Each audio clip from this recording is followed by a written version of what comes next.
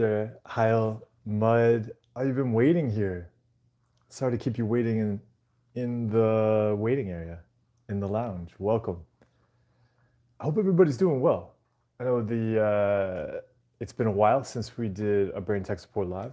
I guess in that I didn't do one last week or the week before because I was picking apples with friends. I've been visiting Toronto, visiting family and seeing friends, and enjoying. I've of course, stayed in touch with everybody while I'm moving around, but it is a wonderful experience to spend time with people in person. And at the same time, there's so much happening in the world, as there often is. That's really difficult. And I hope everybody is taking care of themselves. I hope everybody is taking care of their brains.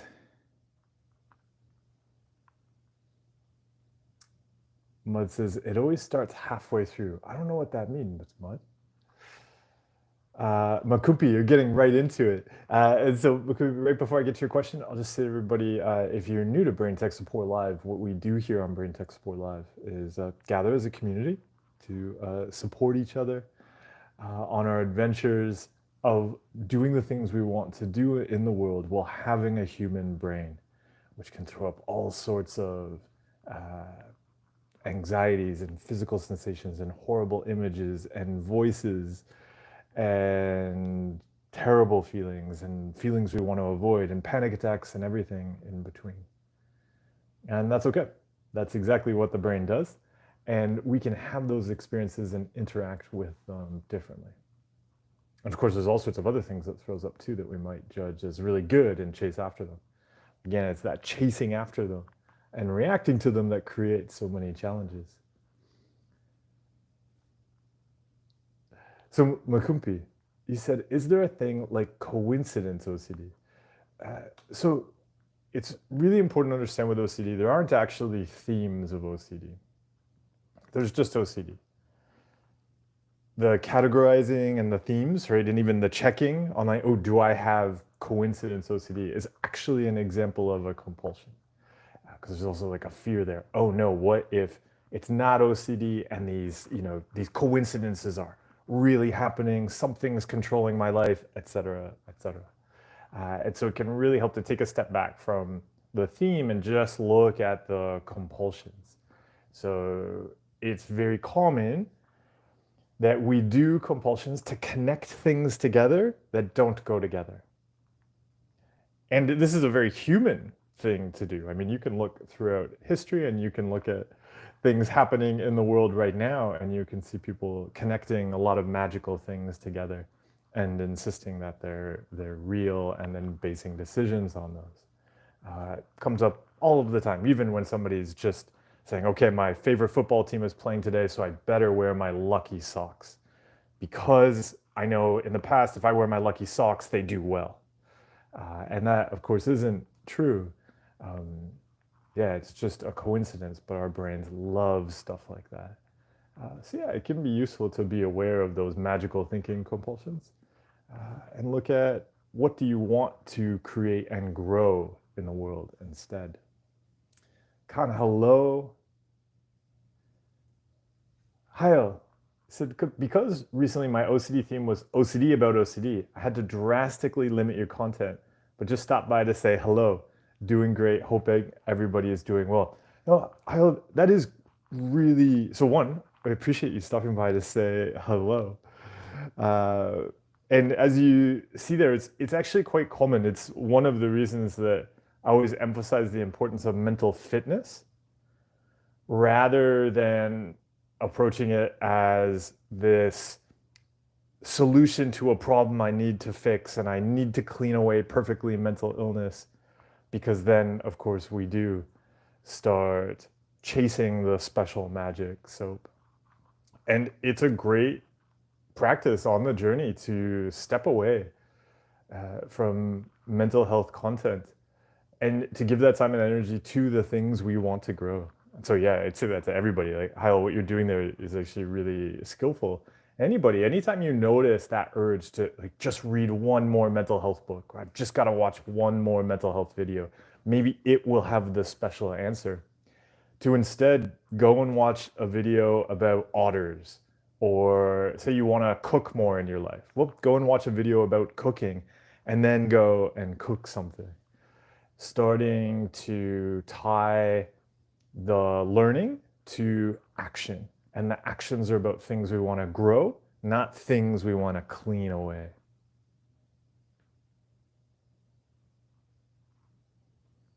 Yash said, how to sit with scary feelings. Oh, sit very kindly with scary feelings. Because usually what we do to scary feelings, the scary feeling comes up and we're like, get away. That's a terrible feeling. It's wrong. It shouldn't be here. So much suffering and struggle is created just from that moment where we say, this feeling I'm having shouldn't be here. It's wrong. I need to get rid of it. And that's very mean. And so when a scary feeling shows up, understanding that scary feeling, I mean, it's probably having a really difficult time too. It does not like going everywhere and constantly being rejected. And so maybe, yeah, you don't have to like it. You don't have to become best friends. But can you invite the scary feeling to sit down with you?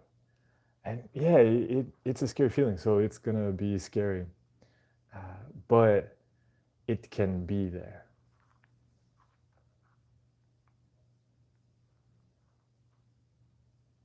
Big Steps 100.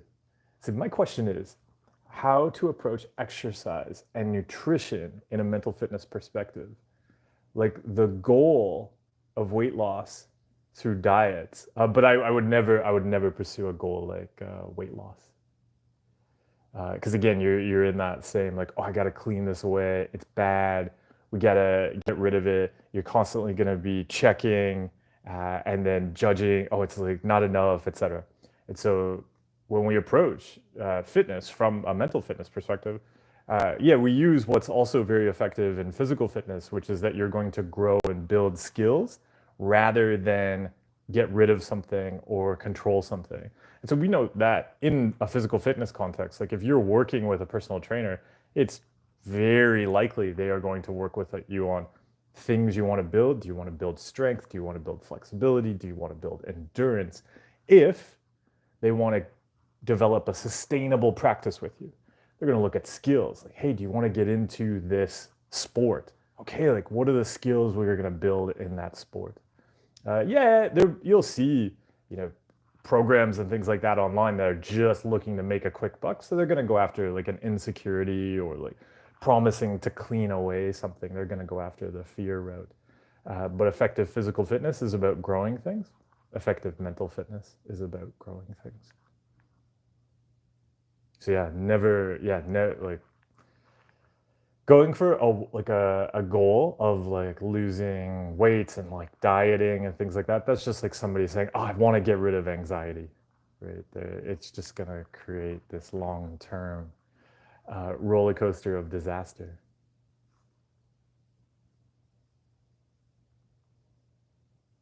Rosen, see, oh, you're working out right now. I hope you're having a good workout growing things. She said, can you explain what do you mean when you say do things well and let things go well? I'll watch your answer later. Working out now, all the best. Yeah, so an example would be something like the metaphor I often use for this is baking. And the reason we look at how to do things well is because we're so often focused on how to get rid of things and avoid things. What we're often focused on, which is unhelpful in mental health, is like trying to get rid of thoughts, saying like, oh, I don't want to have a panicky feeling. I don't want to have those intrusive thoughts. I shouldn't, feel insecure. I should feel confident. I don't want to do a bad thing. I don't want to be a bad person. We're very, very focused on trying to get rid of things. When we look at how to do things well, it's like baking cookies. You don't get ready to bake cookies and then go start focusing on all the things you're going to avoid. Like, oh, I want to make cookies, but what if I put rocks in cookies? Okay, I better make sure we don't put any rocks in the cookie. Oh no, what if I put cleaner or dish soap in the cookies? Okay, well, I've really got to make sure I don't do that. And oh no, what if I put raisins in there? Okay, we really got to make sure. And You can consume all of your time just trying to avoid things you don't want to have in the cookies. That does not mean the cookies are going to taste good. If we want to make cookies that taste good, we can focus just on how much chocolate we're going to put in the cookies. We can focus on how to make those cookies well. When you do that, because often people do have experiences in their life where they focus on doing a thing well rather than focusing on what they're avoiding. And they don't get caught up hating on and judging all of the things that shouldn't be there. When we approach things in life from a perspective of how do I do this well, we put our values at the center. So I was talking about this on the Instagram subscriber channel yesterday. We were talking about dating and what's dating look like when we make the switch from getting to giving. Then we're identifying values, like how do I have a good date? What are the actions that lead to that, rather than I can't have an awkward feeling on the date. I can't panic on the date. If we're really focused on those things we want to avoid, then we're going to be doing actions around those fears rather than actions around the person we're on a date with or the values that are important on a date. So if we're giving all of our time and energy to a thing we hate, that's going to be the most important thing. That's going to be where the focus is. If we're doing things well, we're giving our time and energy to the thing that matters and the values that guide our actions there. So that's the shift. So yeah, how do you bake cookies well? Then take that same approach to anything else you're baking in life. So, and by that I mean obviously adding a lot of chocolate to it.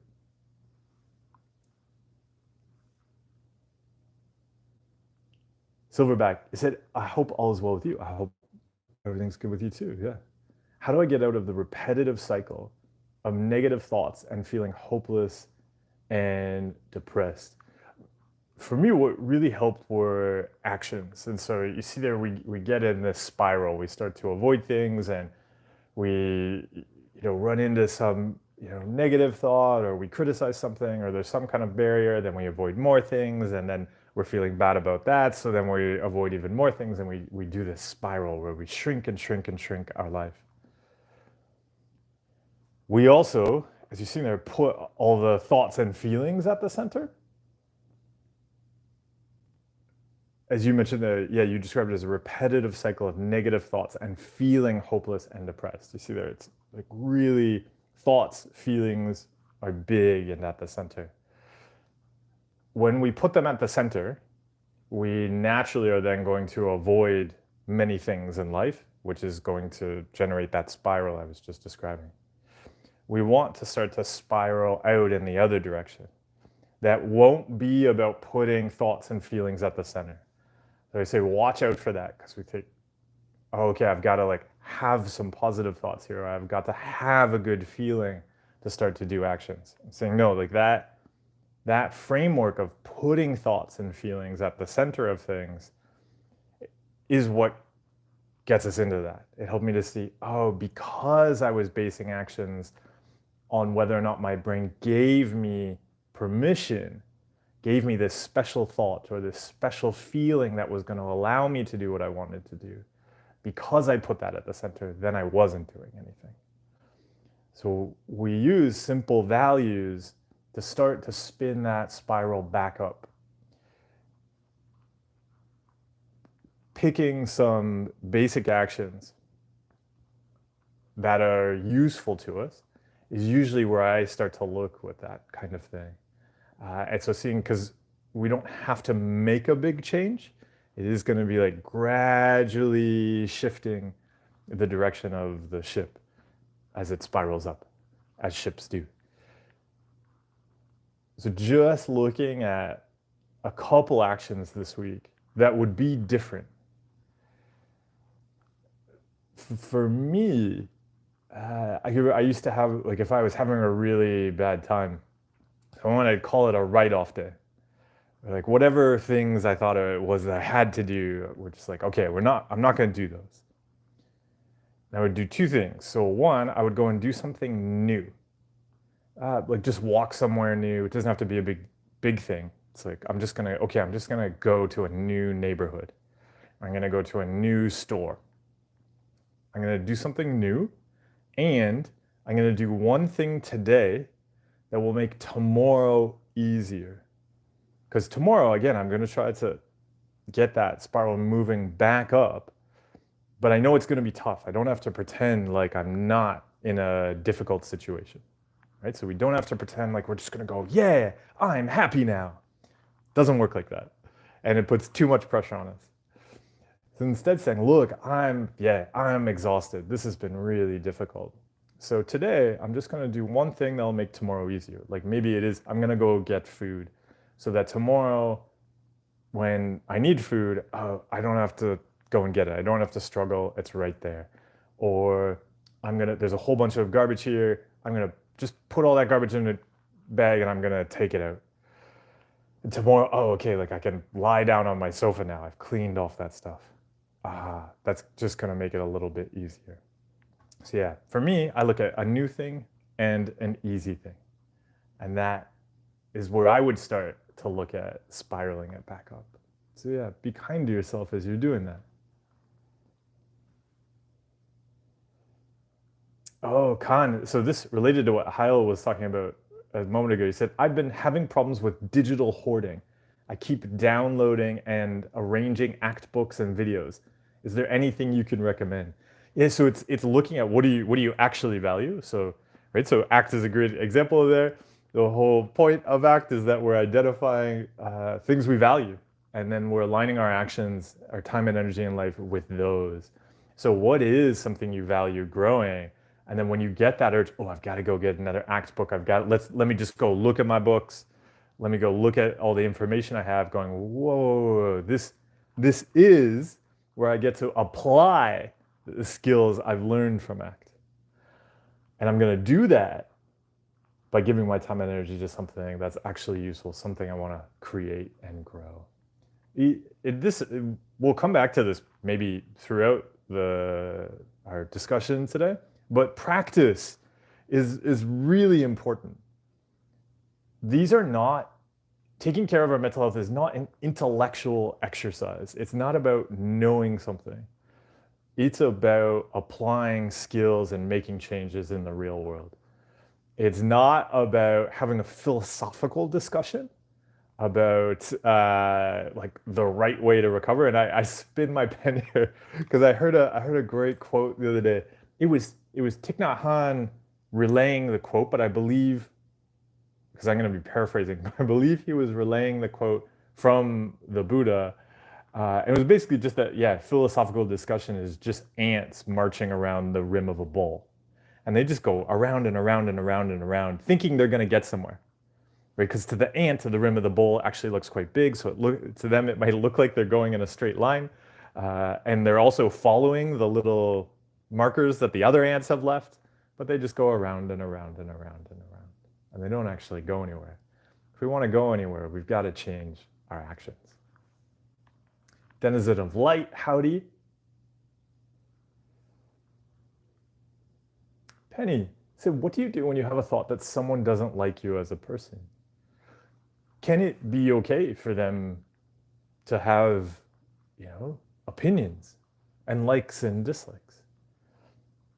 Yesterday, I was in a really great bakery because this morning I'm about to leave where I've been staying, and so I knew I didn't have that much food for breakfast, and breakfast is a really important, or the most important part of my mental health practice. So I stopped in this bakery. It's a great bakery. It's been around for a long time in Toronto, and I got some pastries for breakfast. And in this bakery, they have a huge counter that's kind of glass covered, and some's open, and it's just full of pastries, many small pastries and big pastries, and not the cakes are in a totally different section. This is just like small little cakes and cookies and tarts and breads and all sorts of things. There were a lot there, because I looked at some of them, and I had the person behind the counter was explaining them to me, because they were all named in Italian, and so I don't speak Italian, and they were explaining to me what each one of them is. There were many that I looked at and I did think, well, that's not really what I'm looking for breakfast tomorrow. And that's okay. But I did think about the feelings of the little pastries. Some of them might still be sitting there, wondering why I didn't eat them for breakfast. And I do feel I wish I could have eaten them for breakfast. But yeah, it's okay. There's going to be pastries that we really connect with and pastries that we don't connect with, and that's okay. And it's okay if other people, yeah, have some opinions about us, because also, yeah, maybe they are even wrong opinions, but we don't control that. And if we start getting into trying to control other people, that usually just one, yeah, actually pushes other people away much more, but also just creates a lot of anxiety for us.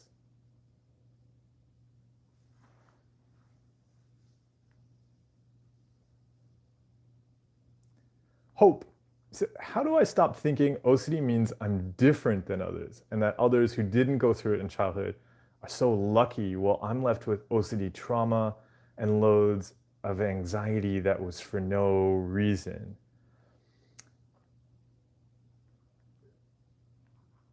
There's probably a bunch of things like beliefs and judgments and things like that going on there. Because yeah, so personally, I would take a very different approach to even the like right the diagnosis, but even having these experiences and even the idea that like other people don't have difficult experiences and so on. So there's all of that, but like fundamentally in there, there's just a pretty basic OCD compulsion pattern, which is the contaminate like other people, like I'm contaminated, other people aren't contaminated. Oh, I wish I was clean like that. And so just that, like anytime you see that going on, it's always going to create a lot of anxiety and struggle. So I wouldn't even look at getting into some kind of debate about what's makes sense in there or not, but just going, oh, like, I'm doing this comparing thing again. But I would look at, are there other areas in life where you also see yourself doing a lot of comparing like that? Oh, this one's better, that one's worse. Oh, I shouldn't have got that one. Oh no, it's so good I got this one. That means something. If there's a lot of comparing going on and attaching meaning to that, I'd go after that kind of pattern because it always creates suffering. If anybody's wondering about the cookies, I did eat them all for breakfast. They were delicious. There were 6 different types of cookie. One of them was similar. There was a chocolate shortbread, which is like 2 thin wafers of shortbread with chocolate in between, and there was a lemon shortbread, which was the 2 thin layers of shortbread with a lemon cream in the middle. So they looked similar, except the creams were different flavors.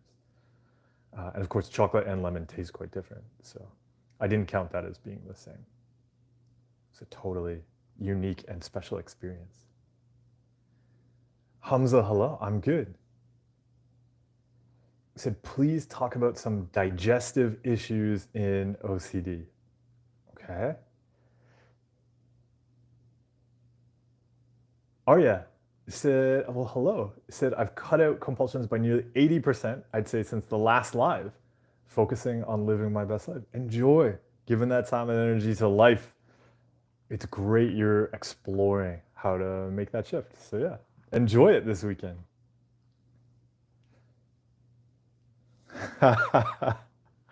Erica, I see the point about raisins. I threw that in there just because I knew somebody would pick up on the mention of raisins. Raisins are wonderful. I like raisins.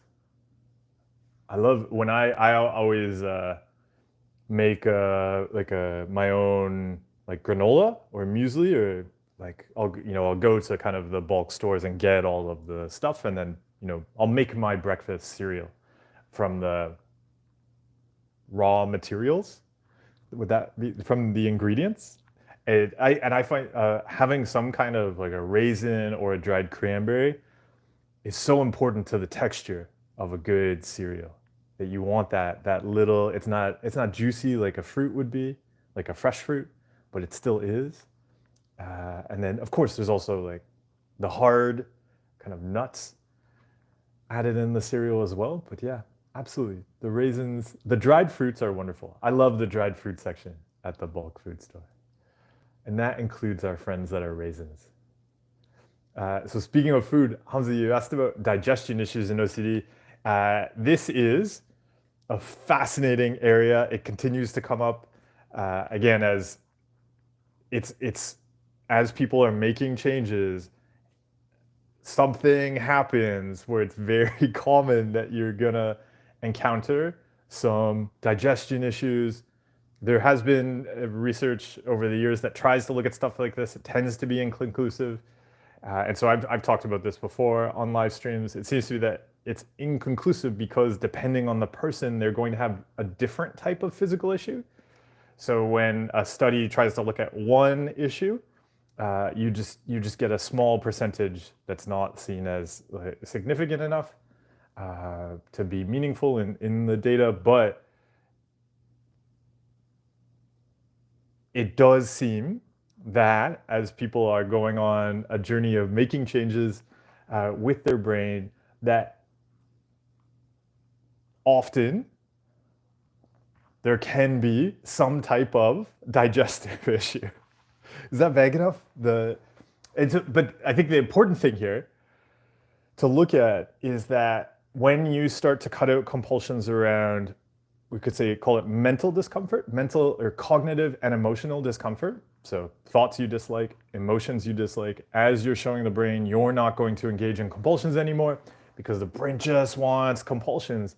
It's going to throw up something physical, because also often we'll then judge a physical discomfort, unwanted experience as real. We'll go, oh, but this is real. Therefore, I've got to do the compulsions. And the brain then gets the compulsions it was looking for. So you could say on this journey of learning how to interact with unwanted experiences, we're always going to need to learn how to interact with uncomfortable physical experiences too. It's going to be part of the journey. But that doesn't, and I think the key part of that is that, especially with the digestive issues, you see, it doesn't mean they're not real.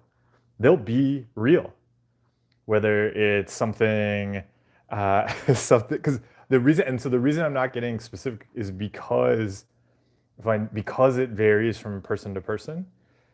If you have some kind of idea of a specific thing to look for, it can get you checking for that. And also, yeah, I think we want to allow it. The body's going to do whatever the body's going to do as it's working through that. You can be curious about how it expresses itself on this journey, and you can interact with that in a way that's healthy for you. Loonies, you said you're sleepy and you wish everybody a great day. Well, thank you.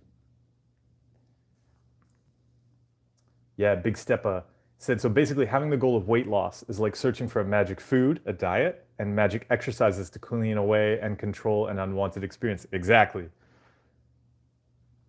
Now you said, so instead it's more helpful to look at exercises, for example, to increase muscular endurance and eating healthy to nourish that and not restrict yourself to diets. Exactly. If anybody's doing a physical fitness program, a good trainer can tell you how much you're going to need to do that program.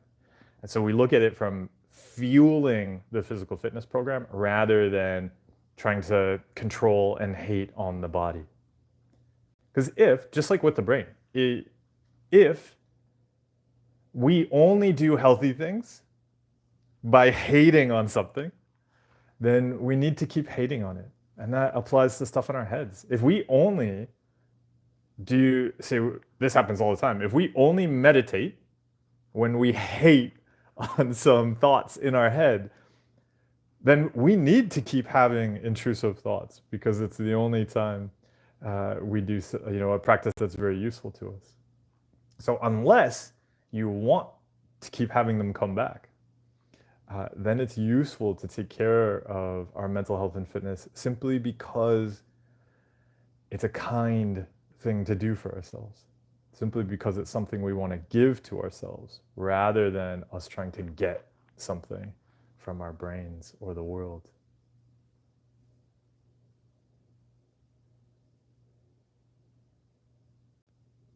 Muddle. Yeah, you see, it's amazing how as I listen, my brain's interpretation is all about what I'm getting wrong and feelings of threat and criticism.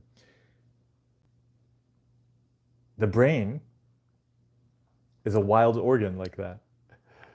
I hope Muddle, the comment on the cookies is yeah, you can just let the brain focus in on cookies. We've talked a lot about baking cookies, buying cookies, selecting cookies. It's really just a live stream on cookies today, and so there is no threat or way to get cookies wrong. We can just enjoy cookies. Hope said, should I stop watching shows or movies that trigger my insecurities and OCD themes? Sometimes I think the brain wants to watch them on purpose to do compulsions about those themes. Yeah, even mental ones. Yeah, so actually what you're picking up on there I find is very common. It's one of the reasons that it helps to move away from just like chasing lots of mental health content. The brain has this incredible self-sabotaging streak to get us into doing compulsions. It's one of the reasons it helps to look at how do I do a thing well, or what do I want to do that's just enjoyable. So we're not even doing mental health exercises to like go and work on a fear. Because again, if we've got to defeat enemies, then we need to keep having enemies.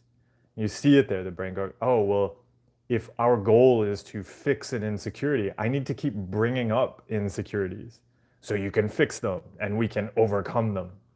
And so the brain will keep doing that. It's just trying to help. So it really is useful if we look at things like TV, movies, content, whatever we're consuming, to just look at, yeah, like what do I want to grow and create? And I can watch things that I'll enjoy. Sometimes there will be something you'll enjoy, and then you'll also notice it touches on a topic that's difficult. But that's that moment to say, okay, well, this I'm doing because I enjoy it, and there'll be something difficult here, but fixing that is not the purpose. And maybe there'll be really scary feelings as I watch this, and that's okay. I'll also invite those scary feelings to sit down with me, and we'll watch it together. But I'm not doing this to fix them. I'm not doing them to defeat them. Yo, I want to say it really quickly. Velociraptor, thank you so much for the donation. I appreciate it. And you asked a question. You said, "Can you share the status of your sci-fi book?" Yeah, so things have been. It's fascinating to fit together all of the different things I do. So I'm very cognizant of the sci-fi book. I have just a phenomenal editor who went through it and did an amazing job on the first draft, because also there were a lot of issues with the first draft, and I have not returned to now taking the edits and putting them into the final version, or not final version, but I think of it as fun because there's going to be a kind of a simplification now, which I'm really looking forward to. And part of simplifying it is so that I can fit the writing into my schedule. Because yeah, the reality is there's not a lot of time with all of the things I do. So there is a couple days coming up that I've carved out, and I have a plane ride coming up. And so it is just for getting set up to write the next draft of the sci-fi book. Because I really think it is gonna, it's going to be great to have a piece of fiction that also helps us explore things like intrusive thoughts and all of these topics we talk about, and targeted. It is targeted as a young adult kind of target. Although I find it interesting, so I think it is, like most science fiction, it's kind of multi-generational. or spans many generations in terms of reading audience. So yeah, that's the status. So it is waiting for me to carve out some extra space for it. So it's kind of my over the holidays, my holiday present to myself is a bunch of days where I'm going to just write fiction. Yeah. So yeah, thanks Velociraptor for the donation. I appreciate the support. And Kimberly, thank you so much for the donation as well, and the coffee with it. A coffee and a heart. I will use this towards coffee and enjoying some coffee. So yeah, Kimberly, thank you. I would say coffee is always an interesting one to explore it because, you know, in the past I had attached all sorts of meaning to the physical sensations from coffee. And so then I saw, you know, coffee and caffeine as like a bad thing, like, oh, that's gonna make me anxious.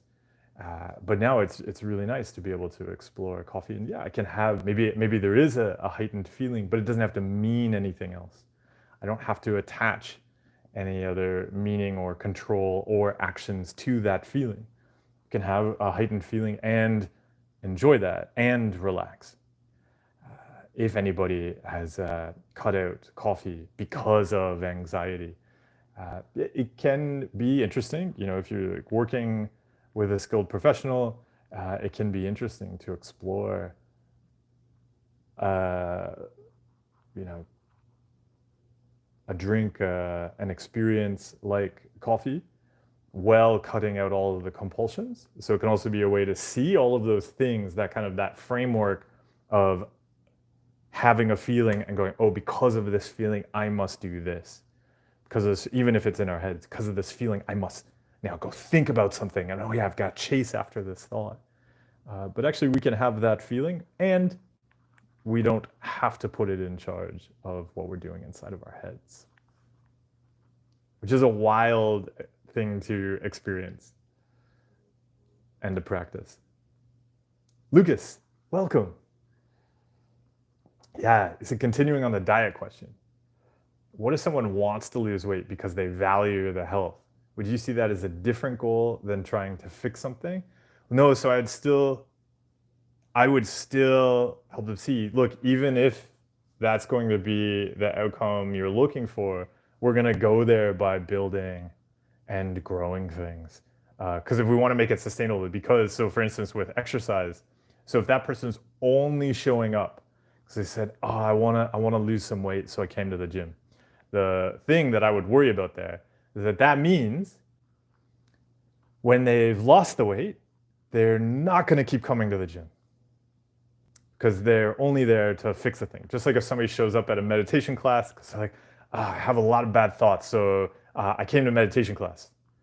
And be like, well, like the class is probably going to suck for them. They're gonna sit down and yeah, like, wow, you have a lot of intrusive thoughts. Well, have a seat, and now you can spend 30 minutes listening to them. And so it's not going to be particularly. They're not going to get something necessarily from that one class or something like that. But if they want to explore building skills, then there's a long path ahead that can be really enjoyable. And I'd say, yeah, the same with physical fitness, right? Because we want that person to, make physical fitness and movement and using their body as part of their life. But if it's about fixing something, then I'd worry. Yeah, and some people, the thing is too, yeah, some people may start out, they're there because they wanted to fix something, but then they learn, oh, actually, I really like this sport or I like this activity. I just want to keep doing it. And then they go with that and they grow that.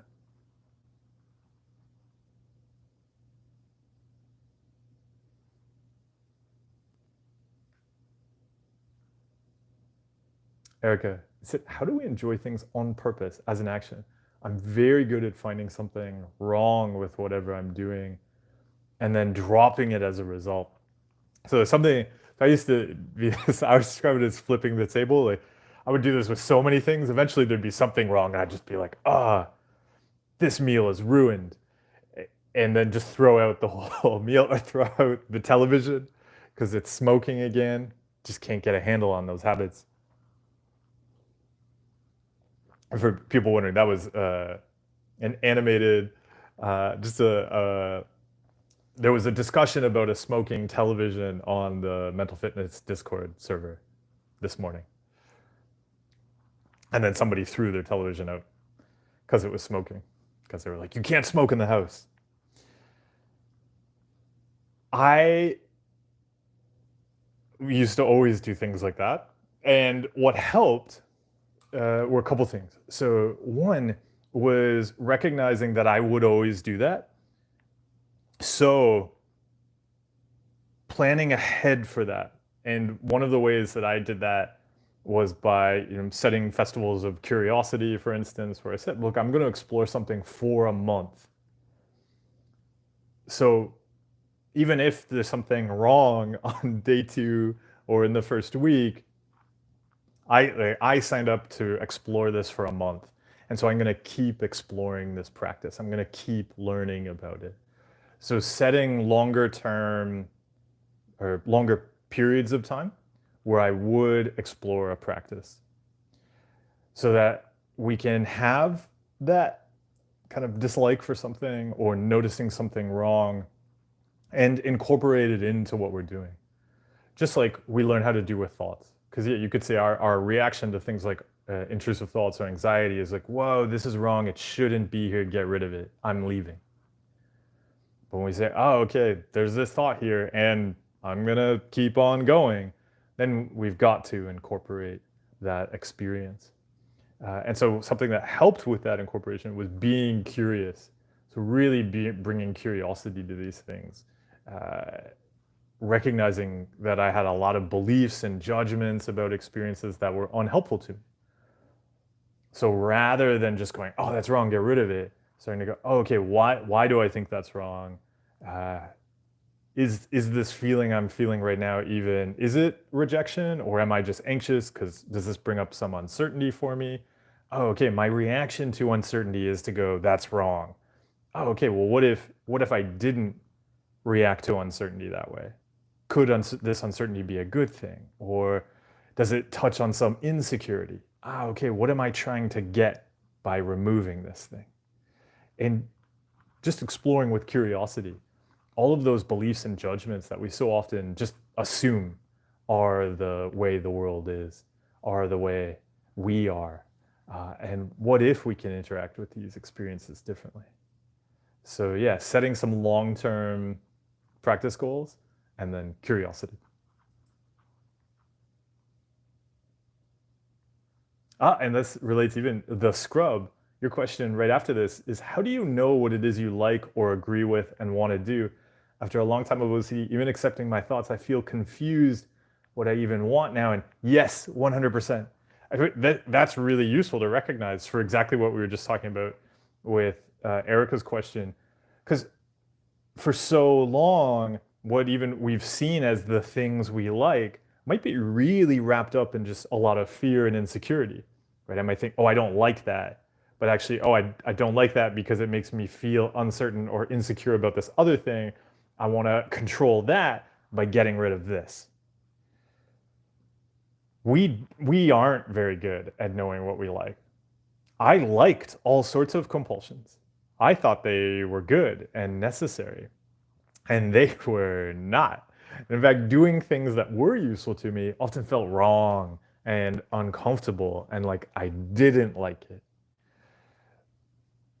When we go on a journey of starting to take care of our mental health and fitness, we very typically realize that a lot of things we thought we liked and a lot of how we defined ourselves is not only changeable, but our qualities we will change. And that's okay. So starting to see those things as something we can explore rather than something that's rigid and static, and yeah, being curious about it. You can bring in beliefs and goals that work well for you. You can throw out ones that you may have really identified with, but actually don't work well for you.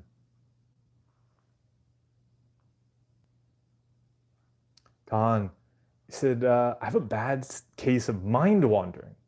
Since you just mentioned practice, how can I strengthen my concentration muscles from a mental fitness perspective?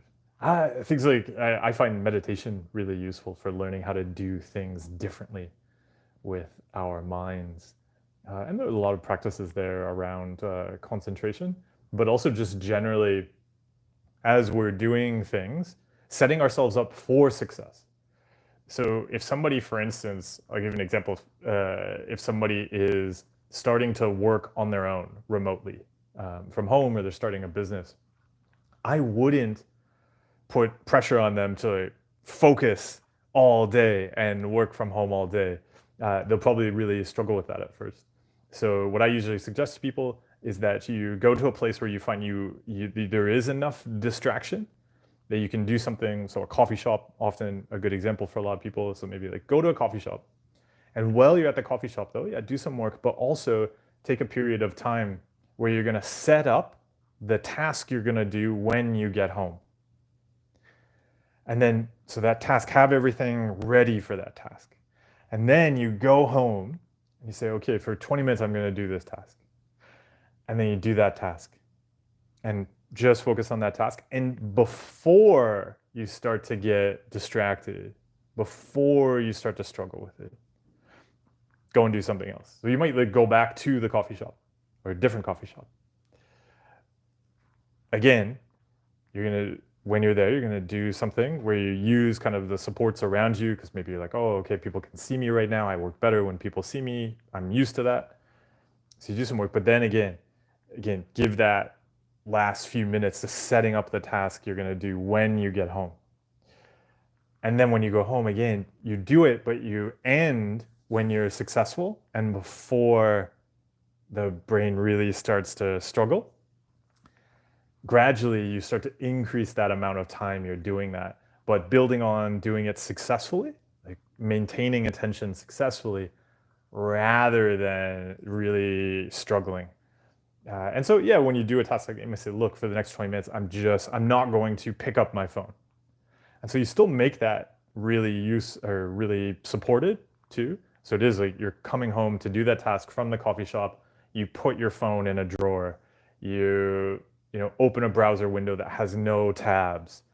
So like, I'm just gonna stay on this browser window, or I'm just gonna stay on this document. I'm not gonna touch anything else, but after 20 minutes, I am gonna go in and do something else. You just build and build and build, and soon it becomes very doable to just sit and do the things and create the things you want to do. Utsav, you said, do I journal, and how effective do I think journaling is? So a lot of people, I mean, I'm writing all the time. So it probably, I'm looking at this multiple notes around my table right now. This one says, what do you want to give? Oh, curiosity. I had an idea for a card deck that I think would be useful to create. So yeah, all the time I'm exploring ideas and writing things down. So I think journaling isn't something that I do all the time as a practice, just because I'd say it's kind of an ongoing, never-ending practice. But when you say effective there, I'd be curious about what you mean by that. I think it's part of my practice. I talked about this in You Are Not a Rock and the Mind Workout. It's really important when we're exploring anything in life that we get it outside of our heads rather than keeping it up here. So if you don't have a practice of drawing out and mapping out the mental stuff, then journaling can be really useful for that. But I wouldn't see it as we're not doing that just like somehow that practice of journaling is effective to fix something in some way. It's really like, this is something I would do with a company exploring business strategy. They have to get it outside of their head. You can't just talk about it. You have to see the change. It has to be tangible and permanent. It has to be movable. It has to be outside of our heads, because there's something about seeing it outside of us that gives us a much better perspective on an idea than if it's trapped up here. I think it's in the same way that if you watch a movie and there's plot holes in it, you catch them really quickly. But when you're thinking through a story in their head, like about yourself, when you're telling yourself all sorts of terrible things about yourself, you don't pick up on why that's wrong. Whereas if somebody said something just absurd about your favorite character on a TV show, you'd be like, that's not true. Or if the character did something that was out of character, you'd be like, oh, they wouldn't do that. You'd see it, we see it right away when it's in a story. When it's in our heads, we tend to not pick up on these kind of inconsistencies. So yeah, if you have stories you're telling yourself about yourself in your head, it is useful to get outside of your head and start to question those stories. Maybe it's time for a better plot.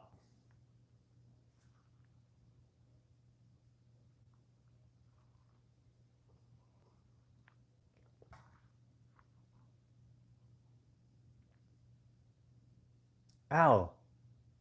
Oh, Al, thank you so much for the donation and the character and the bow. A bow to you. Thanks for joining us today. And Denizen of Light, I appreciate you as well. Thank you so much for the donation. That's very kind of you. Thank you for bringing your light to us today. Oh, Velociraptor, thank you for that another donation. I really appreciate it. And you asked, yeah, about writing. Honestly, this is one of two. Okay, I'll read the first one as you're probably writing the second one. I say, my goal since middle school has been to become a writer. However, I've hardly pursued this goal as I'm building my values engine. I wonder if you have any advice for writing. Could you share anything about your approach and your process? Yeah, there's a couple things that I'd say are key. And some of it has to do with the I'd say the like physical practice. So really saying writing is I would say as a physical practice. So right now, actually, I write a lot every day. Mostly, it's around mental health content and notes to clients and answering questions and so on. So I find just that writing a lot is really, really helpful. If we're not writing a lot, it is difficult to, like, we just end up slow when it comes to thinking about a thing and then turning it into writing. So finding ways to start to increase the amount that you write about anything is useful to writing in general, even if you're going to be writing about something totally separate, because there just is a physical skill of being able to write and say, oh, what about this idea? Okay, and then I made a paragraph on that idea. That step, turning an idea into a piece of writing, is really useful to practice. And so there's a lot of ways you can practice that. There's all sorts of different websites and things like that where they'll do, say, an exercise like, hey, you're going to write 500 words a day. And starting there with something like that, like, okay, every day I'm going to write 500 words, and it can be on a random topic. And even at first, it can be really fun to explore random topics. Like an exercise I often give people is where you just write down a bunch of words, or there's, again, websites you can go to that'll mix up a bunch of words, and then you just pick two words. You say, okay, write a story including these two things. 500 words, go. Or it might not be a full story, or a paragraph, or whatever. You also, in that process, start to see how amazing it is that your brain can, join you on that journey, and you will come up with ideas. You will create things that you couldn't have thought of if you weren't writing. Like if you just sat there and thought, okay, I'm going to think of a story. You'll come up with different ideas if you write the story. And just starting to learn that is quite interesting and fascinating and encouraging. And so it can fuel the practice.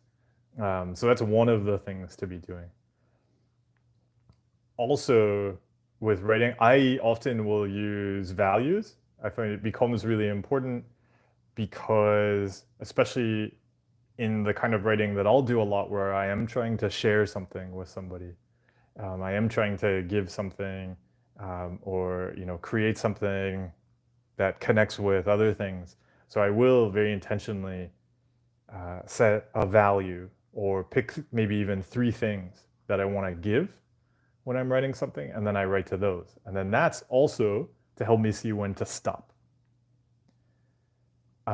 It's not about checking whether it's like right or good or something like that. It's, did I give the things I want to give?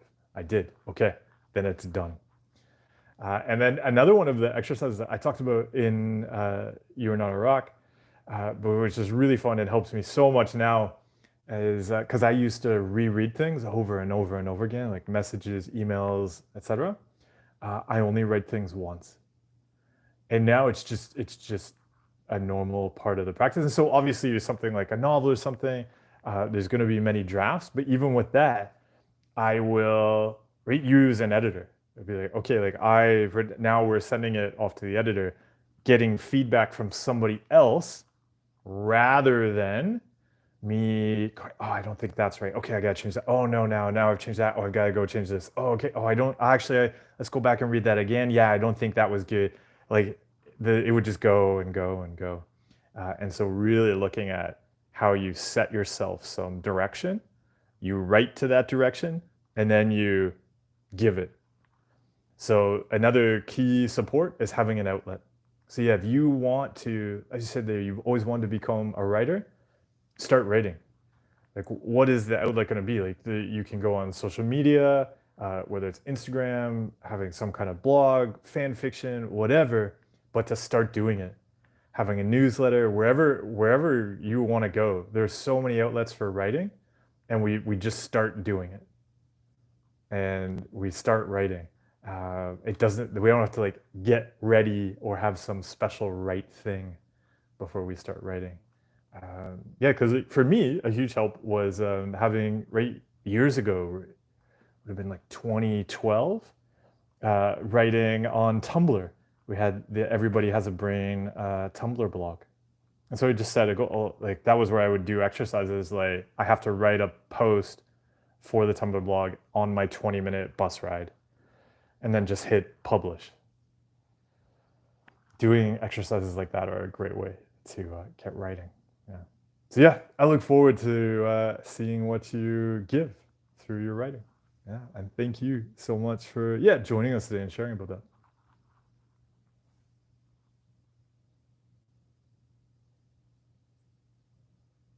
Taj said, I recently went through a tough situation that brought back past feelings and trauma. I find myself trying to get back to where I was because I was recovered. I can't tell if I'm checking or if my brain is just throwing stuff up. Do I just stick with the fundamentals until the feelings pass? Well, the goal would never be to like make the feelings pass, right? Like the fundamentals are going to be really useful, whether there's a feeling there or there's no feeling there. And so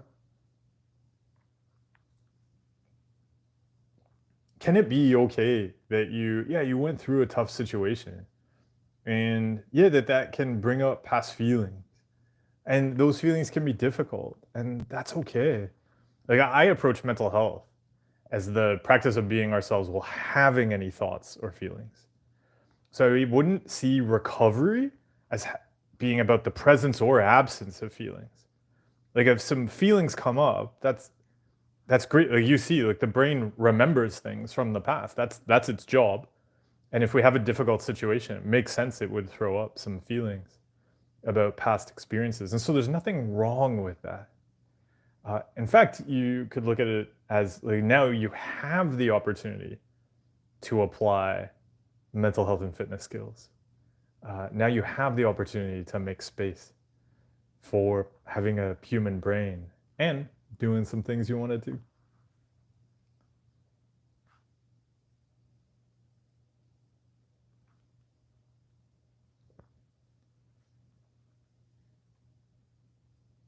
And Doru, welcome.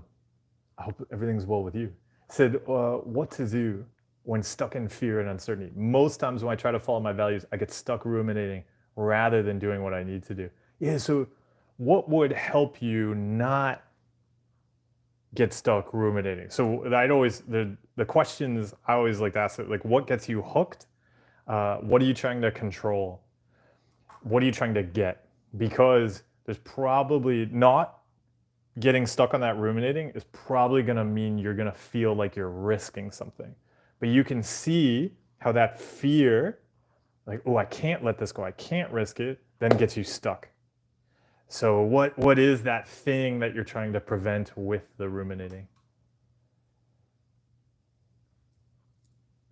What I said, I feel like a sad pastry sometimes. Well, all pastries are delicious. Stefan, so how does sleep play into your mental health habits? Like sleep is good, but I move around a lot and I'm in different time zones or in different. I can see the sun, the low sun. Right now, I'm not really in a different time zone, but then the sun was in a different position um, in the sky, and that really I noticed that really messed up my sleep from being near the equator to now being in the far extreme north. That was, yeah, that really changed my sleep over the last little while. But I find it really useful to explore making space for things like tiredness. This is again one of those areas we've been talking about how to do things well. I find it's really important to look at how do I do things well. Say, if I'm on a client call or if I'm working on something, the values of doing that well stay the same, whether I had a good night's sleep or a bad night's of sleep, whether I had little sleep or a lot of sleep. And I find the values then really useful.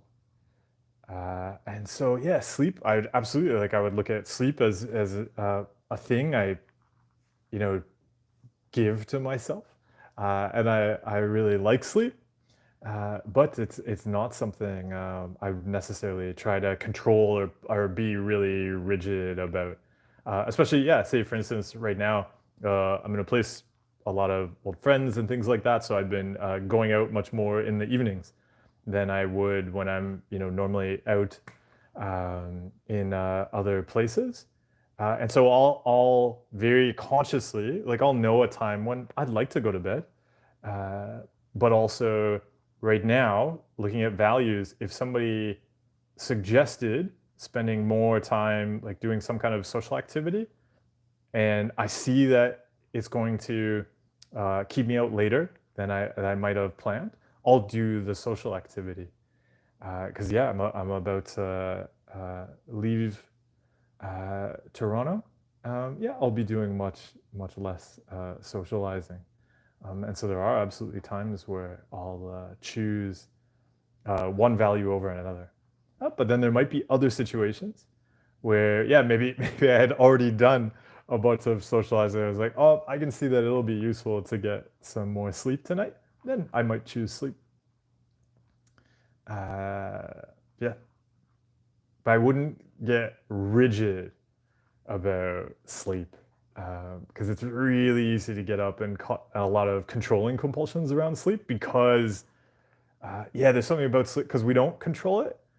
The brain really loves latching on to sleep, and then we think, oh, because if I don't control sleep, all sorts of other things are gonna fall apart, and so we also will sometimes really look at it as a magic ritual because it does seem magical. You lie down in a cushy bed and then you have like wild dreams about flying unicorns for like eight hours, maybe.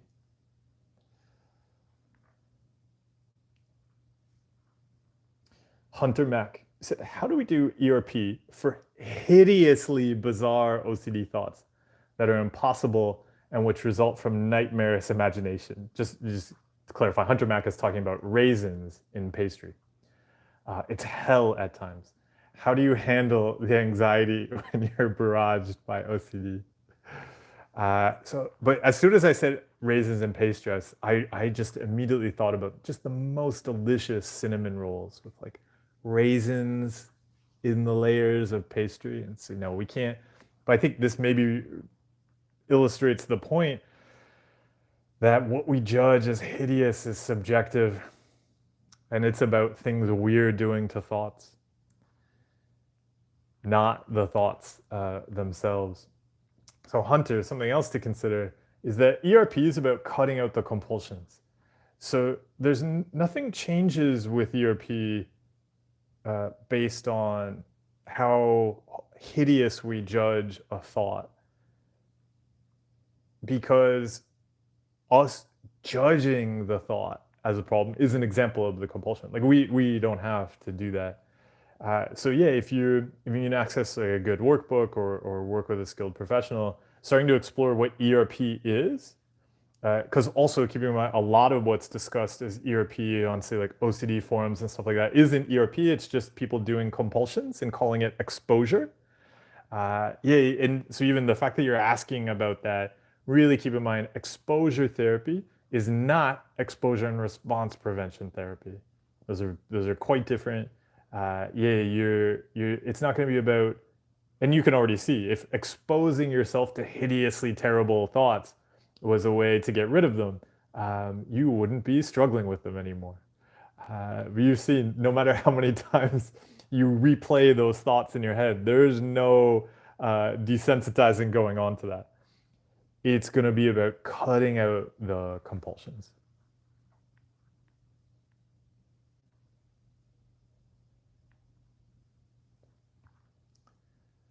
Arya, he said, how do you cut out thinking compulsions? Physical compulsions can be stopped by the brain, but who stops the brain from throwing up nonsense? Well, the brain throwing up nonsense is not actually the thinking compulsion. The thinking compulsion is what happens after. So even like Hunter was just saying, so Hunter there was describing how they were experiencing, thoughts of banana bread. And they were like, oh, this is hideous. I only eat chocolate zucchini bread. The thinking compulsion is not when the vision of banana bread pops up. The thinking compulsion is us going, oh no, what does that mean about me that I like banana bread? But I always said that I like chocolate zucchini bread.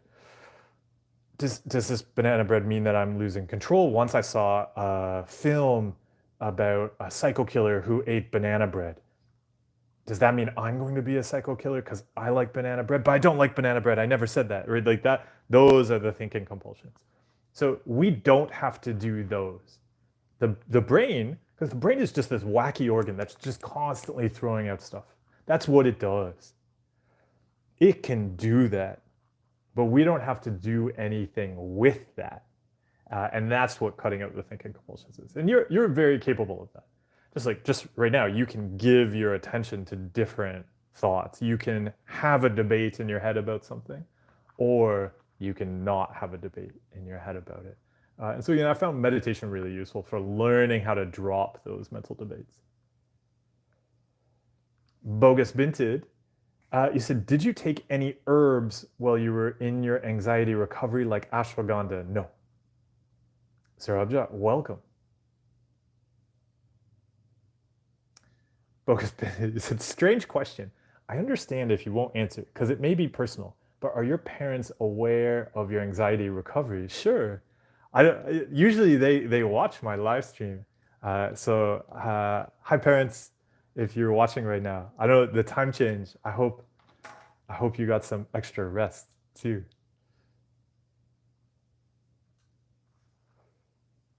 Taj, you said, when my brain sends me a warning about something that is labeled as dangerous, how do I not check for it?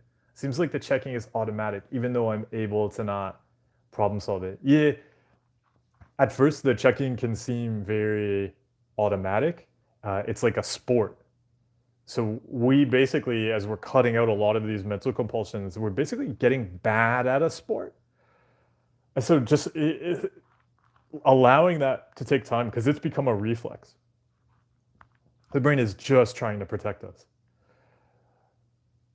As you practice skills, though, and so I find especially meditation is really useful for this, because essentially what we're doing in meditation is practicing sitting down, having the brain throw like baseballs at us and learning how to not automatically dodge them,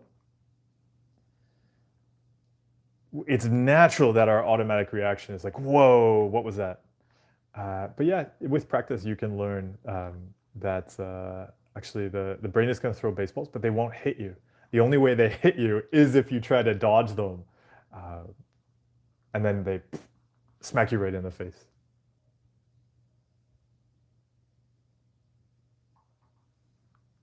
Renita, you said, I'm actually doing ERP again after a setback. I'm doing good, but I still don't want to get out of my apartment. Any advice for that? Uh, so yeah, leaving the apartment, really common, exercise of cutting out compulsions. So it could really help to just map out, like if somebody contacted me and they said like, hey, I want to work on leaving my apartment, we would look at the exercises to start doing that. And yeah, just like any kind of workout plan. And there might be some exercises to do first.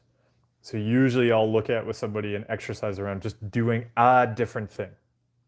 So, because yeah, going out of the apartment, even if we just look at it as like it's a thing you haven't been doing, so it's going to be a new thing. So new things are scary. So just we'd look first at maybe doing some different things in the apartment, just to start showing the brain, hey, we can do different things. But yeah, then there's going to be an exercise pretty quickly to leave the apartment. And I would always do that with setting some kind of value. So it's not about fixing something, not even doing an ERP exercise. It's, oh, I'm gonna go give this thing that just happens to be outside of the apartment. And I'm gonna come back and I'm not gonna be gone that long. And I'm gonna go give this thing and I'm gonna come back, and it was successful because it was about giving the thing, not about did I get anxious, was I afraid, were there intrusive thoughts, was I shaky, etc. No, it's did I give this thing? That's the only way we measure the success with it. And then you would just gradually increase those exercises. So yeah, if you can grab a good workbook or work with a skilled professional, they could help you with designing a workout plan for that.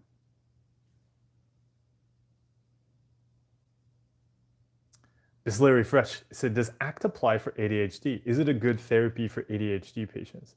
Well, so I'd be curious about what you mean there, and even thinking about therapy for ADHD. I would instead look at what is it you want to grow. Like if you want to grow the practice of giving your attention, for instance, to something you value, yeah, then ACT is really great for building that skill. If that's the thing that you're asking about there.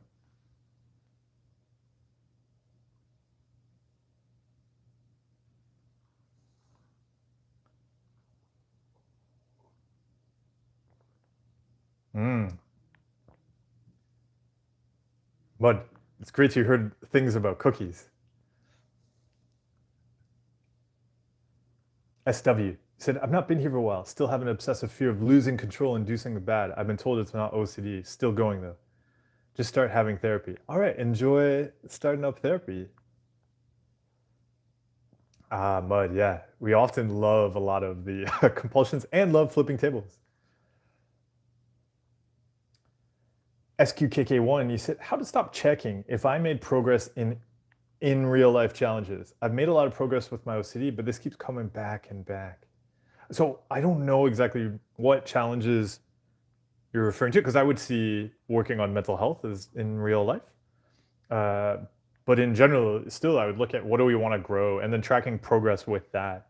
So if there's some kind of real life challenge, like for instance, meeting people, or yeah, so meeting people, starting a business, working a job, whatever, look at, okay, what are the things I want to grow here? Like going to an event and saying, at this event, the only measure of progress is me meeting 5 people. And so there's a lot of new people, and like, okay, it doesn't have to be a good conversation, a right conversation. I don't have to feel a particular way. Any thought can be there. Did I meet 5 people? If I met 5 people, it was successful. Okay, then we're going to do it again. And just so measuring things that are objective and using those to grow. Rugos. Is this it? Rugosa. Said, I thought that was a good thing to decide not to hang out with someone or not to pursue an experience because I found it doesn't live up to my values. I can see it is full of judgments. Yeah, there's often things we explore around, things we might have judged or avoided, and now we say, oh, okay, actually, maybe I can do that differently. Marlos, he said, yesterday I went to an open day of a course, education, and helping people as an expert by experience. I've decided I want to start, yet the first time for me to start is September of 2025. Whoa, that's way in the future. That's very optimistic of them. I worry that the mental health world would be oversaturated by that time for me to find a good place to do my internship. Do you think it's a good career change? I want to help and give hope to people like you have me. Oh, that's very kind of you, Marlos. That's interesting that they don't start till 2025.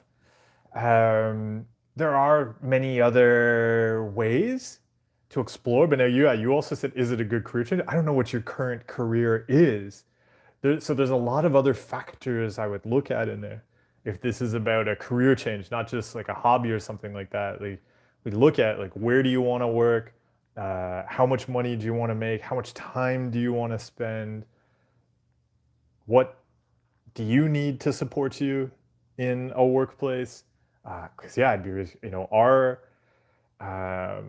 like where are the internships? And I say that because yeah, there's a growing understanding in the healthcare system that it's really effective to have peer supports in place.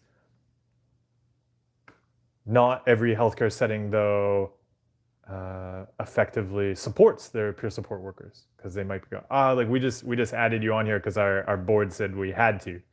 And so yeah, it's great to connect with the community, talk to other peer support workers who are in that particular institution or organization, etc. It is really useful to find a place that's doing effective work, that's a supportive place to work, and so on. So there's a lot of things to look at there, but I'd also look at how the fact that if this is a field you want to pursue, there are many ways to do that, and you can start doing that online, and as we do here.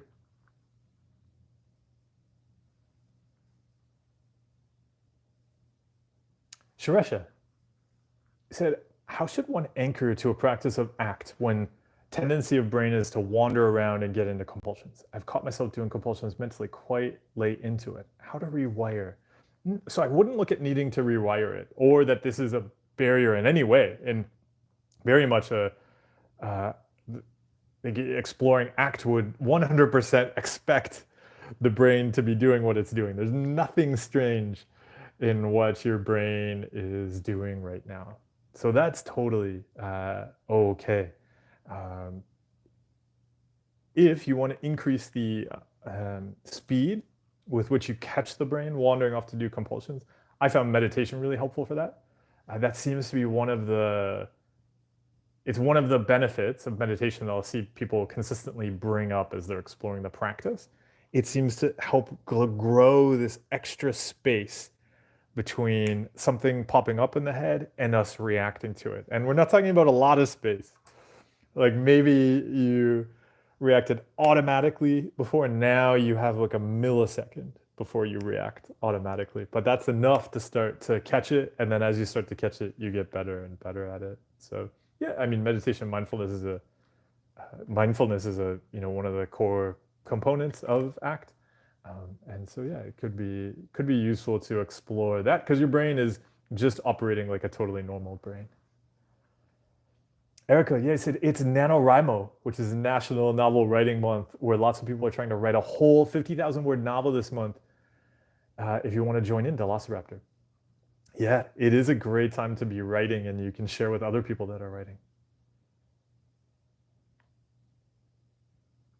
Ugbad, he said, I'm so focused on my thoughts and body sensations, 24/7, and I have problems solving things in my head. Like I can't even do what I want because they're interfering. If I practice a skill for some time and something changes, I totally don't know how to practice that skill anymore. I'm so focused with thoughts and body sensations. I'm not doing what I love the way I want. Oh, and it's your first time joining the live. Oh, and then you shared like, is that like a dolphin? Well, welcome. So, but one thing is, so it can help to start exploring thoughts similar to if somebody was talking to us while we're doing something. Because essentially what happens is, and we'll see this too, where someone's, tells somebody else to be quiet because they're like, oh, I can't concentrate right now. That's essentially what we're trying to do with our thoughts. But you can see it's really useful to learn how to do things while having thoughts talking or while having somebody around us or some noises or something like that. But if we've been trying to avoid that, then that capacity gets less and less and less.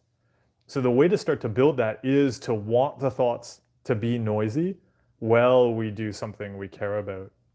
And so it's just picking a simple action that you know is useful to you, but maybe you've been avoiding because you don't want the thoughts or the bodily sensations to be there. And just saying, look, I'm going to go do this thing, and I want the brain to do whatever the brain does while I do it. I want to have weird physical sensations while I do this thing. And so just starting to explore like wanting it to build it. Just like if somebody didn't like writing in a noisy place, that would start to restrict them, right? Because like it would need to be super silent, and then it would never be silent enough. They'd always be just, upset by any noise. So then the exercise I would give them is like go to, say, a mall food court and write something important, so that they're starting to learn how I can do an important thing and the noise can be there.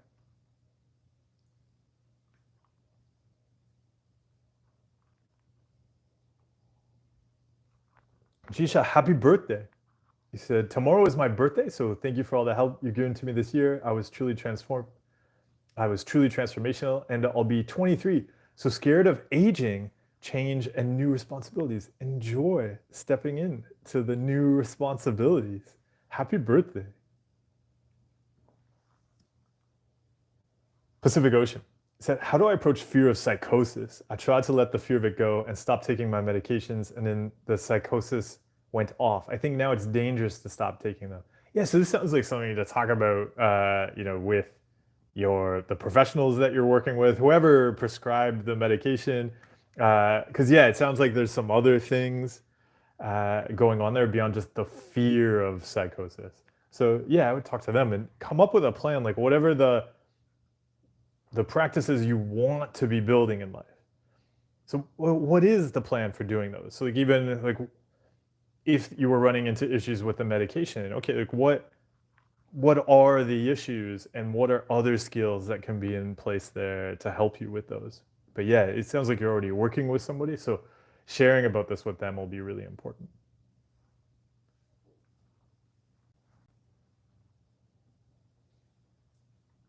SW said, I have a bad habit of watching things on TV that scare me, but when I consciously make the effort to not to, I feel really bored.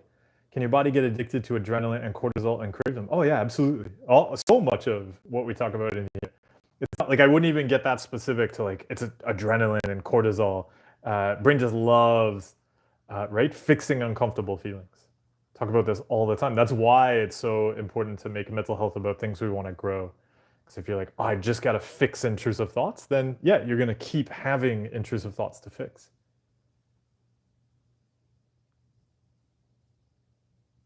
Oh, Erica, on the picking something, you said with regards to flipping tables, the advice is to commit to something, for X amount of time and do it no matter what. How do we pick the thing to try first, though? It's so because we're exploring curiosity, also not making it really important, because that becomes part of it too, helping ourselves see, oh, I can just explore something. It may not be perfect, and actually the exploration is the goal, and that's how I'm being successful. And so you can even, maybe what I would do there, because there might be a bunch of things I have on, and if I can say, okay, I've got a bunch of things, I don't know which one to pick for this month, but I could do any of these. I'd write all 5 of them out, and then put them, fold them up, and then just pick one at random. If you think there is one, you can do what's called a silent sort, where you put the notes out on the wall, and then you just start moving them. And so typically you would do a silent sort with a group of people, and it's really fun because say you have an organization, they're picking what's most important. And so if somebody puts a note up here and you're like, no, no, no, no, that's more important than that, then you'd move your note above theirs. And the silent sort's done when you look at all the notes and you're like, yep, that's how they rank. And then you just do the first one.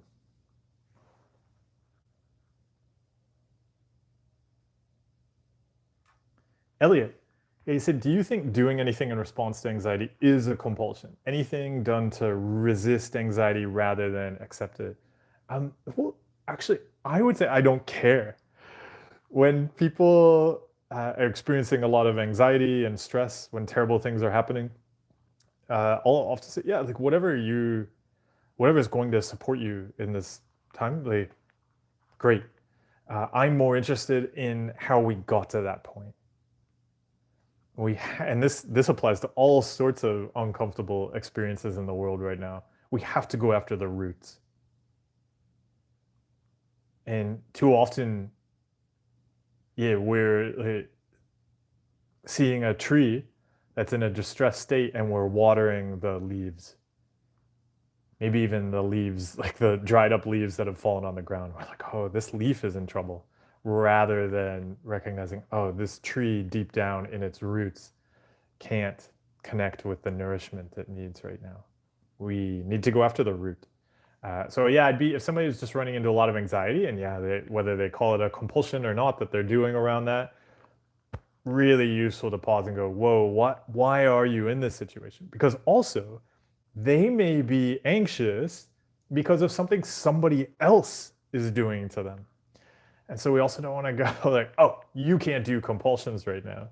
Well, if somebody is, actually physically attacking them, maybe the compulsion, what we call the compulsion, the way they're handling that anxiety is really supportive to them, because it's helping them get through a really difficult situation that isn't their fault. And what we need to deal with is the person who's doing something to them, and even why that person is doing something to them.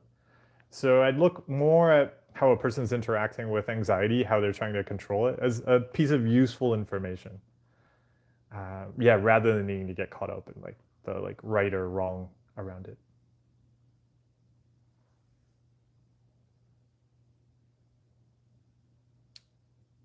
Ugbad, you said, how can I stop judging myself? Also, I fear others judging me because I believe their judgment is proof of my self-worth. Yeah, those get wrapped up together. How can I stop judging myself? It makes sense we judge ourselves if we believe other people should be judging us too, and we put a lot of value in their judgments. So yeah, that whole framework is not that helpful. One approach that can be fun to explore that I often share with people is what if you saw yourself as somebody you're unreasonably a fan of? Like some kind of sports player, musician, or something like that. Like a musician, we may really, really love that musician. And then somebody else mentions that, oh yeah, but I didn't like this song, or that song. And we're like, oh yeah, yeah, yeah, actually I don't like that song either. But they were just experimenting. They were in their, I don't know, cowboy phase. They were trying country music, like electronic country music. That was just where they were at. And we are, if we're an unreasonable fan of them, we accept whatever happens, and we're just committed to celebrating them. And so what would it be like to be an unreasonable fan of you?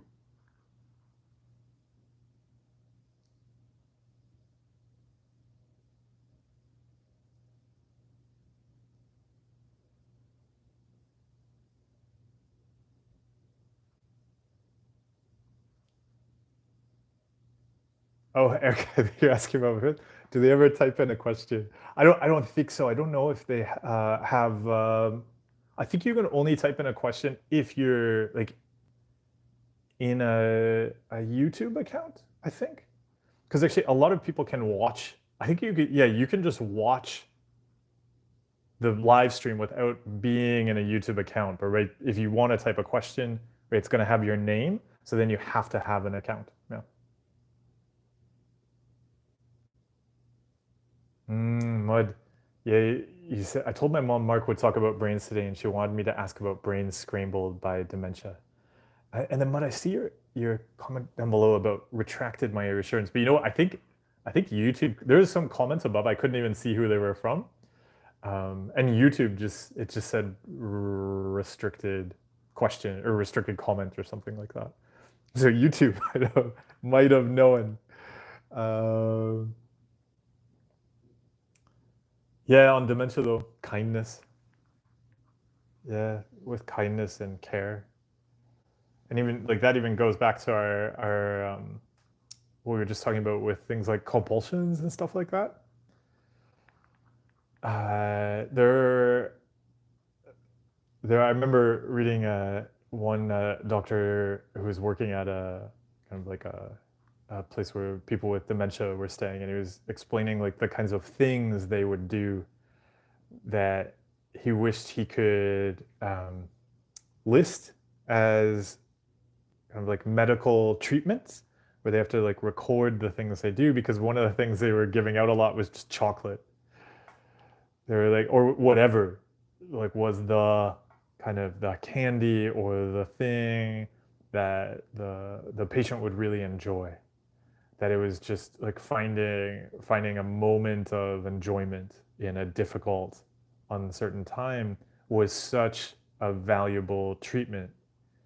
But that the doctor's quick, but like the doctor's like, but I have to buy all the chocolate because we can't list it on our formulary as like a medical device, essentially.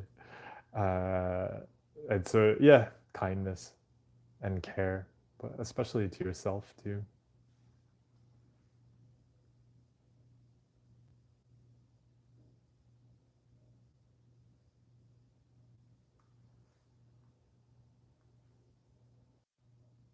So Marlos, she said, and so Marlos, this is really separated now from your question. So that was on the peer support.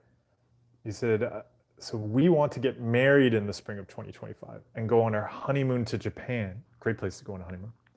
Since I value my life with my fiance a lot, I give that my priority. I don't want to keep that on hold. So actually, yeah, now actually, I'm not following. What's the thing that's on hold? The peer support thing, or your wedding, or your honeymoon? But with all of this, I mean, if you want to start sharing mental health skills with people, that is a thing. I mean, I don't understand why you would have to wait for that. Elliot, he said, are thoughts just mental sensations that OCD individuals get stuck on the same way GAD individuals get stuck on physical sensations? The so yeah, I wouldn't even classify people as like OCD individuals or GAD individuals. I think a lot of people would disagree that even GAD is defined by physical sensations.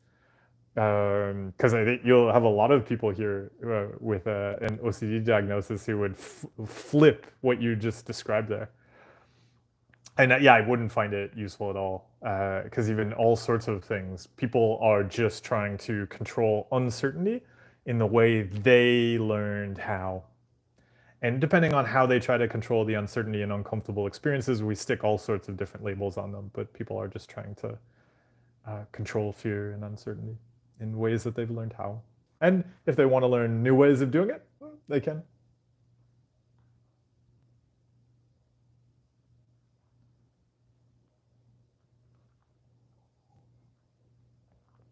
Yeah, Marlos. Here, actually, Marlos, this is a great term. This is not a saying in English, but I love this. He said, "I fear that I fish behind the net." That is a great metaphor. And they say, "Is that a saying in English as well?" It is not, but it should be. And then you said, "And I sabotage myself by waiting too long." So yeah, in your question, I don't understand why you're waiting. So yeah, the waiting, it's definitely from what you've explained, it's not clear to me at all. Because too, like sharing mental health skills and support and things like that, that's a very immediately doable thing.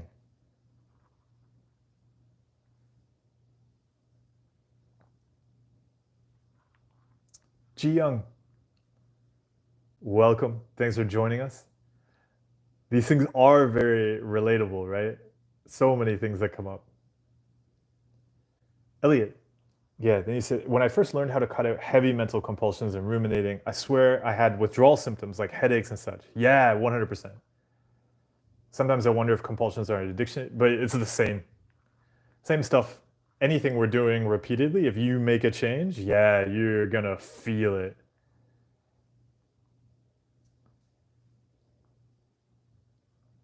Ah, yeah. Okay, there you go. That fear you mentioned there, where the brain's like, we have to get it right because I've like wasted time. So I'm unwilling to try stuff because I feel like I have to get it right fast and get it right now. Yeah, so that's allowing just a little bit of space with it and saying, yeah, there's nowhere to go. There's nothing to do. So whatever you want to play with is wonderful. Oh, Muddle, you met a sad tree. Oh, the tree with the roots that needed watering.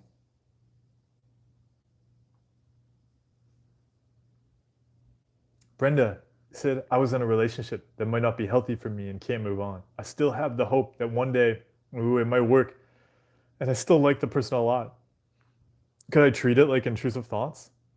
Yeah, totally. And again, in the same way, even like we've been talking, I don't know if you heard it earlier, we were talking about how we might often like compulsions. And so really starting to see, yeah, the brain will often go, oh no, but we really like this. And being able to step back and be like, whoa, okay, I see that. But I know that that's not actually helpful to me. And so what is helpful? And at first, yeah, the helpful things or the healthy things may feel really strange and weird.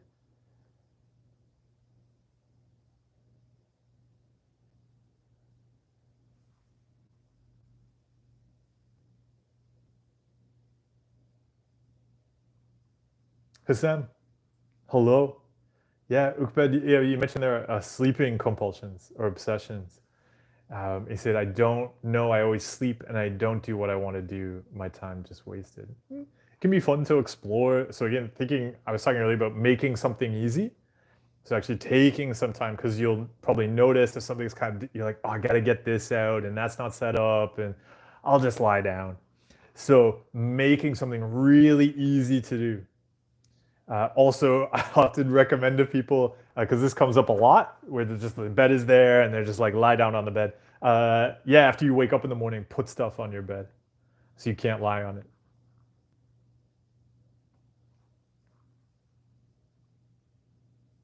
Elliot, you just oh, sorry. Your comment here says, I just wanted to say that I appreciate everything you've done so much. I went from being medicated and mentally anguished to being off medication and thriving, living life, and I no longer claim the label of OCD. On top of that, your holistic approach to mental fitness rather than a microscopic approach has helped me become so much better. I love life. Oh, Elliot, I'm glad these skills have been helpful. And congratulations to you on turning them into action. So yeah, thanks a lot for sharing that.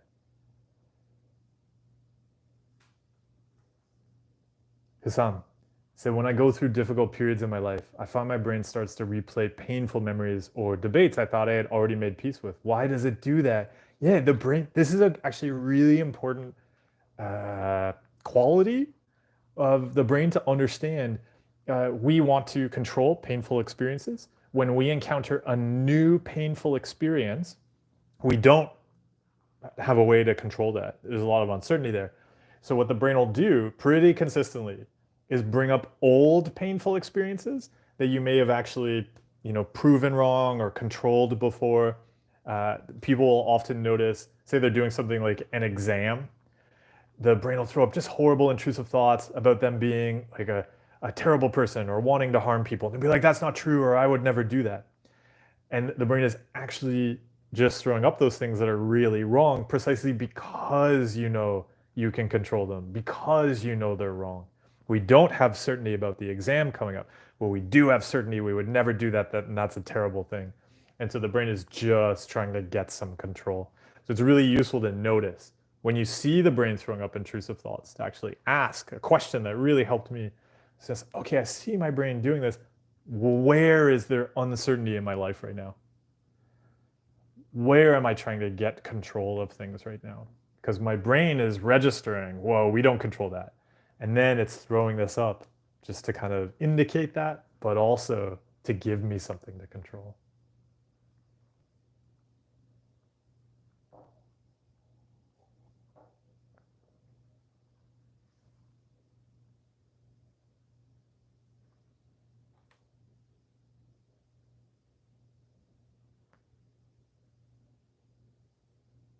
Marlos. So Marlos explaining like the reason for the delay. They said, so there's the wedding and the honeymoon, or the course has to wait on the other because of the rules of the school about not being able to take leave. And I feel like I need the certificate to be able to do the peer support as a job. The yeah, the I would just um waiting until 2025 to on just that course. I'd say I would have a lot of questions about that. So I'm not going to be able to give you, I'm not going to give you an answer one way or the other. But I still I don't follow, like, it does look like you're putting some like restrictions on yourself there uh, that are creating then this debate. So I would have a lot of questions there. I would maybe talk to somebody about, yeah, what's most important to you and what you want to explore and so on. Yeah, your fiance may have a lot of opinions.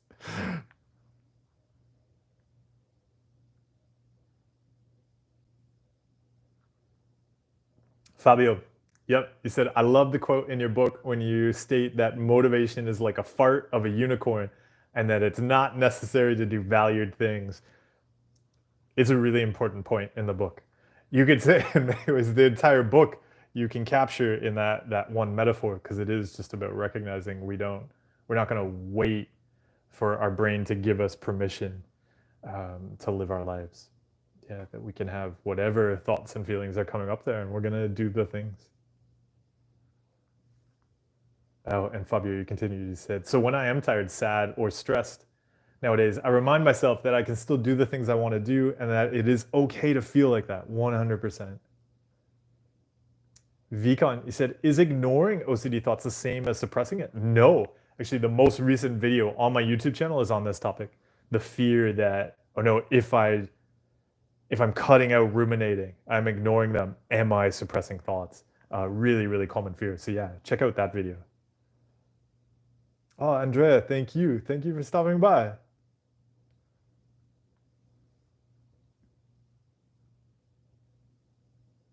Oh, Andrea, yeah, you said, I love your approach to mental health and fitness. It's helped me more than anything else I've come across in my journey. Oh, I'm really glad.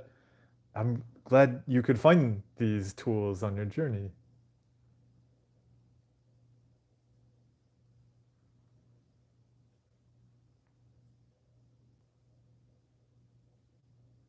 Fabio, yeah, he said, you write about that monster that attacks us and how to tame it. But you also say that mental health is about feeling everything. So is the aim not to change symptoms, but to change the relation? Exactly. Yeah, we don't have to do anything with the monster. All often, the metaphor that really helped me was often seeing as I want to sit down beside the monster on the park bench, and even get up in there and like brush the monster's teeth.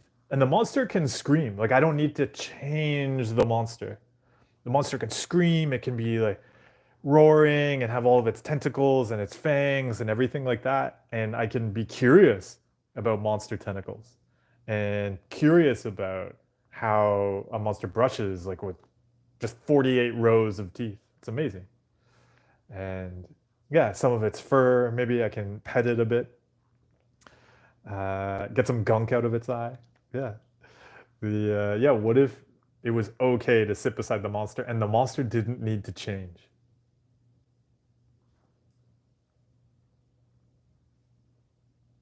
Oh, Marlos, I hope you find a way of doing the wedding adventure and the peer support adventures together. Mud, you're very tired. Relax. Enjoy some rest. Yeah, goodbye. Fabio, oh, you're welcome. The commoner.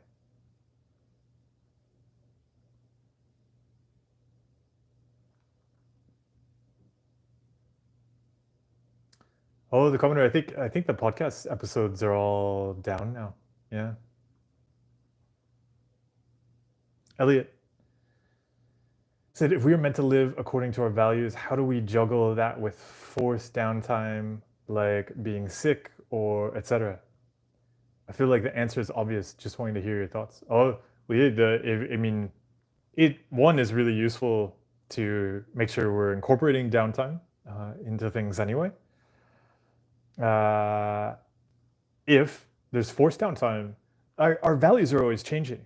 So if, yeah, for instance, somebody is sick, they're not, it's not going to be useful to be like, I value doing really intense, hard work right now. I am going to like go after that because, yeah, the thing that's going to be more useful is really valuing rest and care. And so, yeah, values are always looking at the context in which we find ourselves. So I like, yeah, given the context in which I find myself, what do I value giving in this moment?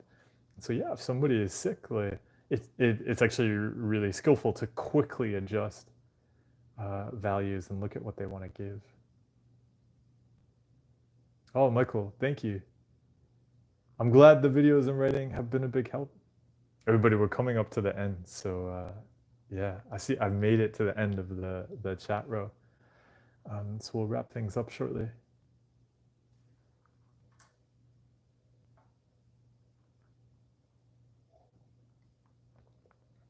Ugrad, you said, I have maladaptive daydreaming, and it's fueled by OCD these days. It's not as severe as before, but still interfering with my life, and I feel if I stop, my life will be empty. Okay, do you have a question about that? Marlos, you're going to, oh, goodbye. Thanks for dropping by. Oh, thank you for the kind words. Drew, yeah, he said, you always mention how intrusive thoughts are just controlling, checking, and coping compulsions, like the water bottle story in your book. So do intrusive thoughts come from how I handle other uncertainties? Yeah, I find really useful to see that. The brain is just drawing a very logical line. So if we're just constantly controlling things, checking things, like even, yeah, so if we do something like, someone's like, oh, they just have an uncertain, hey, did I send that message before? There was that email from my boss. Did I respond to it? And they go and check. They're like, oh, I did respond to that. Okay. And like they feel like that's good. I'm keeping my job and there's no problem with that. But all the brain does is go, oh, okay, so if we're worried about a fear, we should check it. Okay, well, there's a lot of things because implicit in that is too, like a bad thing could happen if I didn't respond to that email from my boss. So the brain is then going to go, okay, well, if there's a bad thing that's going to happen, we check it. Okay, I will keep thinking of bad things that could happen so you can check them. And the brain is just going to keep doing that. And eventually it's going to get to something you can't check. That's where we'll experience anxiety and say we have a problem. But it got there from all of the checking we did where we could satisfy it. And we just teach the brain to do that. It's just very logical. Felix, he said, one of my compulsions brings up a lot of shame. I'm having a lot of trouble doing valued actions due to anxiety, crying, and feeling like I don't deserve to move forward in life. Any tips? So, Felix, I won't have a specific tip on, because I don't know exactly, right, what that means.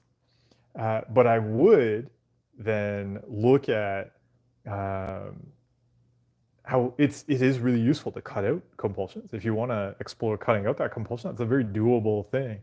It doesn't have to be about shame. Like actually the self-criticism and judgment is one of the compulsions you'll also cut out. So yeah, working with a skilled professional or grabbing a good workbook can be ways to start learning about cutting out compulsions and making changes. Oh, Carol, your approach has helped me so much. Um, I'm so much more relaxed now and find myself laughing at some of your comments. Oh, I'm just funnier. Thank you for helping me to start to enjoy life again. Oh, Carol, I appreciate the kind words. It's great. Yeah, it's great to hear you've taken these skills and you're turning them into useful changes in your life. Yeah. I will try to keep being funny. But if you notice yourself stop laughing at any comments I make, then yeah, the blame does not go to your mental health skills. That's just my fault for not being funnier.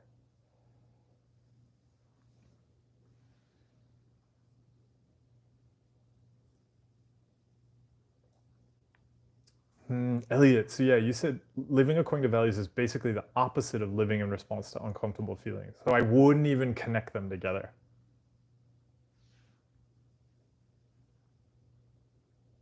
Ugbed, yeah, if you want to stop something like maladaptive daydreaming, then yeah, it's really useful to explore like practices like meditation, mindfulness, learning how to like I wouldn't see maladaptive daydreaming like as a term. I don't find it that useful. I would just look at time spent in head. There's many things we can be doing in our heads chasing.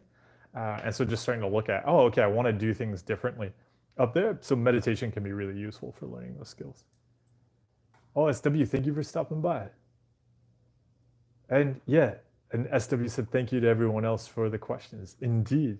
Everybody, thank you so much. Yeah, Michael, there's one more question and we'll answer that. And then we'll be done for today. Michael, you said, do you have any advice for how to deal with the fear that you didn't love someone enough post breakup? The fear is really getting in the way of me finding acceptance. So even like this is one of the things that the brain will often do. And so this might be tricky to recognize right now when there's something really emotional, but often like even the question the brain throws up, it can help to see the question is wrong. Like there's no requirement or expectation or even as a thing to measure as in like did you love enough, like that just doesn't exist.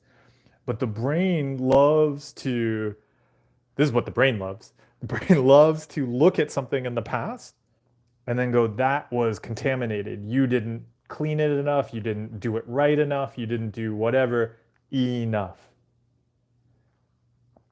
Brain loves that. And then we'll get, oh, like I've got to figure this out and I've got to clean it. But just that entire framework, that entire question is not helpful. There's just no such thing. And so instead it can be really useful to explore the kindness and care you want to give to yourself now. What you want to grow and build now, to yourself or to other relationships. But yeah, it's going to be about giving love now, not trying to clean or get something right in the past. So to everybody, thank you so much, everybody, for stopping by. Thank you, everybody who donated. I really appreciate the support. Yeah, it really helps with doing these live streams. Thank you, everybody who shared questions, who shared kindness to the community. As we head into our week, let's really explore what we want to give, what we want to grow in the world, and how we're going to grow that, how we're going to water those roots. And be kind to yourself, even if your pastry is wrong. Of course, all pastries are good. So enjoy. Thank you, everybody.